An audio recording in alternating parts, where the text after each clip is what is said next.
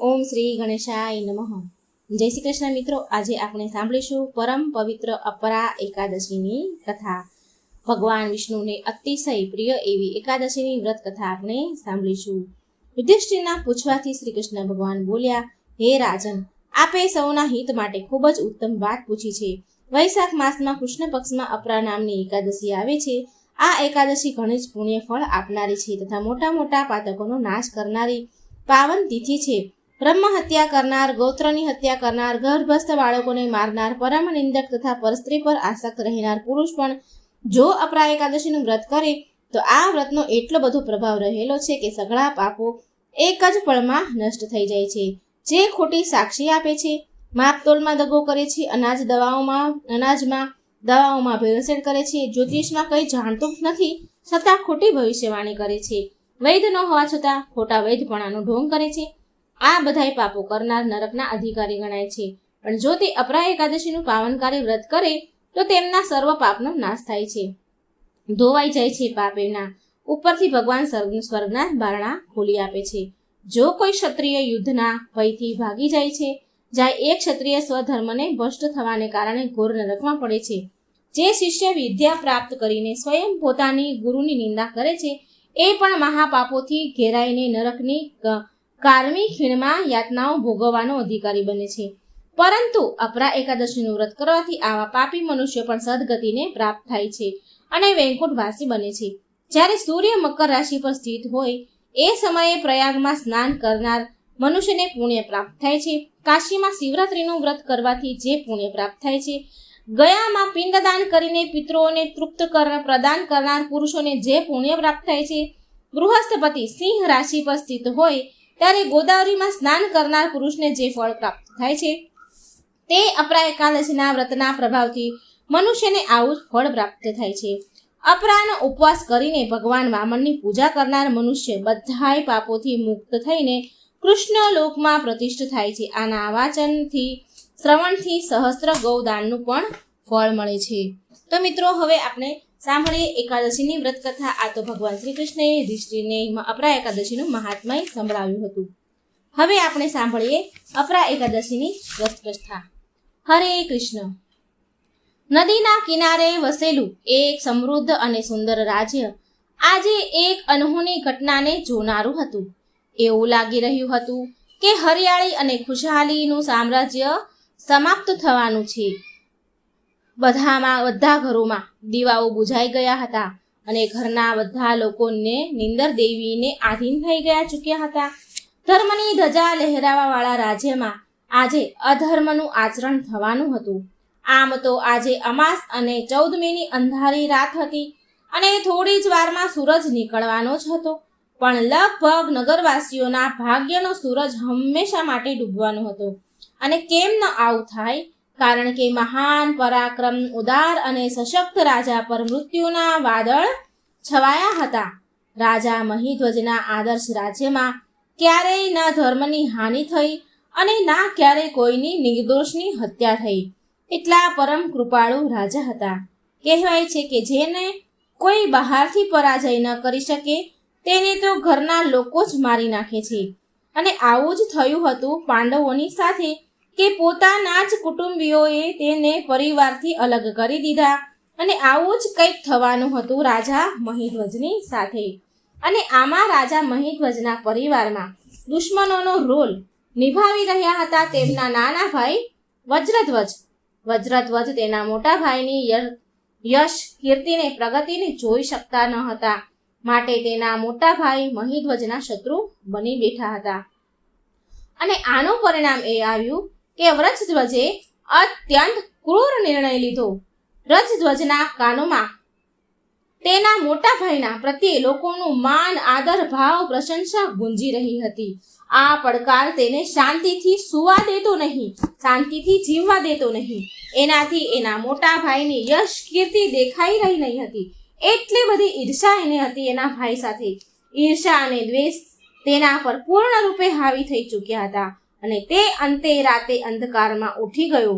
રાતના અંધારા કરતાં પણ વધારે કાળું કામ કરવા જઈ રહ્યો હતો વજ્રધ્વજ.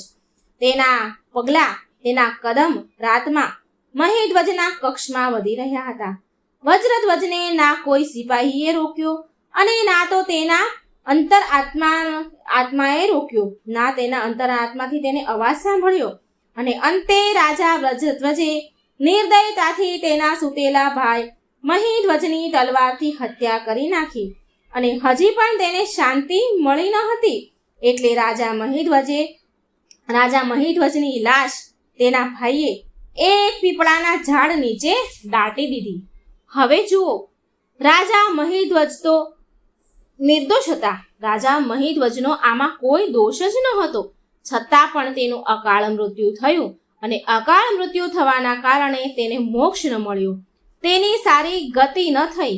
તે પ્રેત યોનિમાં ગયા અને ઝાડ પર રહેવા લાગ્યા. પીપળાના ઝાડ પર પ્રેત યોનિ થઈને રહેવા લાગ્યા. કાળનો પ્રવાહ સમય થોડો વીત્યો અને ઈશ્વરની ઈચ્છાથી અને રાજાના પુણ્યશાળી આત્મા હોવાથી એકવાર એવું થયું કે મહાન ઋષિ ધૌમ્ય એ રાજ્યમાં તે પીપળાના ઝાડ પાસે આવીને બેઠા. તેમણે તેના તપોબળથી જોયું એટલે મહાન પુણ્યશાળી આત્મા રાજા મહિધ્વજ એ પ્રેત યોનિ પ્રાપ્ત કરી છે એવું એમને દેખાયું. રાજા મહિધ્વજ પ્રેત યોનિ પ્રાપ્ત કરીને આ પીપળાના ઝાડ ઉપર રહે છે એવું એમને તપોબળમાં યોગમાયાથી દેખાયું. ઉદાર મનવાળા ઋષિ ધૌમ્યએ આ પ્રેત યોનિમાં રહેનારા રાજા મહિધ્વજને ઝાડ પરથી નીચે ઉતાર્યા અને તેને પરલોક વિદ્યાનું દાન આપ્યું. સત્પુરુષોના ઉદારતાની કોઈ સીમા નથી હોતી. તેમના કરુણાનો સાગર બધા જ માટે સમાન રૂપ વહે છે. તો બસ ઋષિ ધૌમ્યાએ પણ આવું જ કર્યું.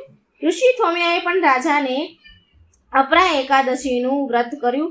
રાજા માટે પ્રેત યોનિમાંથી એને મુક્તિ પ્રદાન કરવા માટે અપરા એકાદશીનું વ્રત કર્યું અને તેના પાલનથી જ જે પુણ્ય ફળ મળ્યું તે રાજા મહિધ્વજને પ્રદાન કરી દીધું ઋષિ ધૌમ્યએ. અને પરિણામ સ્વરૂપ રાજા મહિધ્વજને પ્રેત યોનિમાંથી મુક્તિ મળી ગઈ. રાજા મહિધ્વજે આભાર માનતા ઋષિને પ્રણામ કર્યા અને પછી ભગવાનના ધામ ચાલ્યા ગયા. હવે રાજા મહિધ્વજને તો પ્રેત યોનિમાંથી મુક્તિ મળી ગઈ. તે આધ્યાત્મિક લોક ચાલ્યા ગયા. અને આવી રીતે ભગવાન શ્રી કૃષ્ણએ યુધિષ્ઠિરના મહેલમાં અપરા એકાદશી કહી સંભળાવી. અને હવે ભગવાન કૃષ્ણ તેનું મહત્વ સંભળાવતા કહે છે કે ભગવાન કહે છે કે વૈશાખ મહિનામાં આવવાવાળી એકાદશીનું પાલન કરનારો વ્યક્તિ એવા જઘન્ય પાપોમાંથી મુક્તિ મેળવે છે જે અત્યંત ગંભીર હોય. બ્રહ્મ હત્યા, ભ્રૂણ હત્યા, અનૈતિક સંગ, જૂઠું બોલવું, જૂઠા લોકોની ગવાહી દેવી, પોતાની મરજીથી ગ્રંથ લખવા અને ખોટું ભવિષ્ય લખવું. આટલું જ નહીં, કાર્તિક મહિનામાં પુષ્કરમાં સ્નાન કરવાથી, પુરુષોત્તમ મહિનામાં પ્રયાગમાં સ્નાન કરવાથી, કાશીમાં મહાશિવરાત્રિ કરવાથી, કુંભ મેળાના સમયે કેદારનાથ જવાથી, બદ્રીનાથની યાત્રા કરવાથી, હાથી, ઘોડા, સોનું અને ભૂમિનું દાન કરવાથી જે પુણ્ય ફળ મળે છે તે માત્ર આ અપરા એકાદશીના પાલન કરવાથી જ મળી જાય છે. આ વ્રત એટલું ફળદાયી છે અને એટલું પવિત્ર છે જે ધારદાર કુહાડીથી પાપના વૃક્ષને કાપી નાખે છે. આ વ્રતનું પાલન કરવાથી વૈકુંઠની પ્રાપ્તિ થાય છે.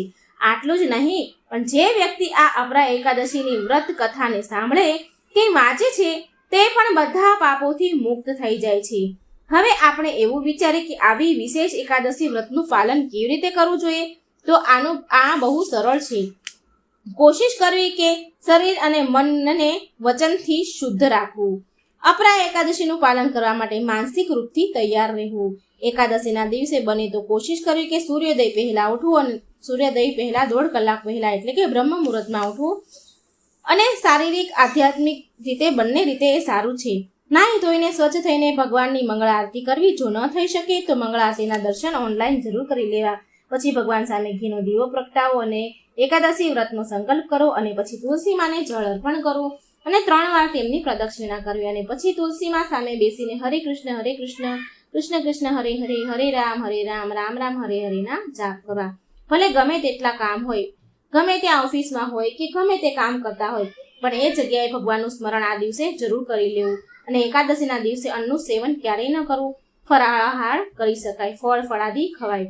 બીજા દિવસે પારણા કરતા સમયે ભગવાનને પ્રસાદ ધરાવો અને પછી સુયોગ્ય બ્રાહ્મણની શક્તિ પ્રમાણે દાન આપો. તેને ભગવાનનો પ્રસાદ ધરાવેલો હોય એ આપો અને પોતે એ પ્રસાદ લઈને પારણા કરી લેવા. પછી ભગવાનને 2 હાથ જોડીને પ્રાર્થના કરવી અને ભગવાનની માફી માંગવી. જો એકાદશીના દિવસે કઈ ભૂલચૂક થઈ ગઈ હોય તો એની માફી માંગી લેવી અને ભગવાનને એકાદશી વ્રત ભગવાન સ્વીકાર કરે એવી પ્રાર્થના કરવી. ભગવાનને એકાદશી અર્પણ કરવી અને જે સમય બતાવ્યો છે પારણાનો તો એ સમયે પારણા કરી લેવા.